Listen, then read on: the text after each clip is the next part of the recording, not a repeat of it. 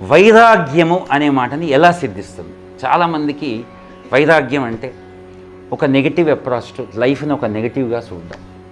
మా బంధువు ఒక ఆయన ఉండేవాడు, ఆయనకు మంచి ఇస్త్రీ షర్ట్ తెచ్చిస్తే దాన్ని నలిపి పెట్టి వేసుకునేవాడు. ఆయన దృష్టిలో అది వైరాగ్యం. అంత బాగా ఎందుకు కనిపించాలి, మనం వాళ్ళ కూతురు ఎవరో నాన్న నువ్వు బాగా కనిపించాలని చెప్పి ఆయన నిజంగానే ఇది జరిగింది, ఏదో దీనికోసం చెప్పట్లేదు. చెప్తే ఆయన ఇలాంటివి ఎందుకు తెచ్చావు, నేను ఇలాంటివి వేసుకొని అయితే మాసింది వేసుకునేవాడు, లేకపోతే దాన్ని నలిపి వేసుకునేవాడు. అది వైరాగ్యం కాదు. అక్కడ నువ్వు ఫిజికల్గా అని కనిపించాలని, ఈయన వైరాగి అని కనిపించాలని చేస్తున్నాడు అంతే. అక్కడ వైరాగ్యం అది కాదు.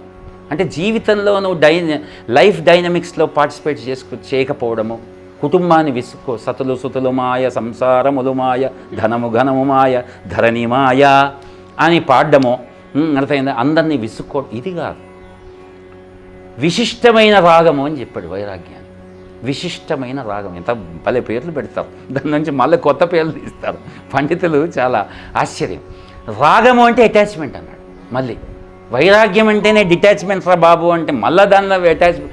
ఎస్, సత్యంతో అటాచ్మెంట్ అనేది వైరాగ్యం. అంతేగాని నువ్వు ఇవి జనాల్ని విసుక్కోవడం, తిట్టడం, అర్థమైందా, నువ్వు ఏదో చేయడము, జీవితాన్ని నుంచి పారిపోయి రావడము, నేను పని చేసుకోను అనడం, నువ్వు వృత్తిలో ఉండకపోవడం, దానివల్ల ప్రాక్టికల్ ప్రాబ్లమ్స్ వస్తాయి కదా. నువ్వు వైరాగ్యం అనే దాన్ని నెగిటివ్గా అర్థం చేసుకొని నెగిటివ్గా ఇంప్లిమెంట్ చేయడం పెడితే నువ్వంటే ఇంట్లో వైరాగ్యం వస్తుంది, కుటుంబ సభ్యులకు. నీకు వైరాగ్యం వచ్చిందో లేదో కానీ నువ్వంటే ఇంట్లో, కుటుంబంలో, సమాజంలో వైరాగ్యం వచ్చేస్తుంది.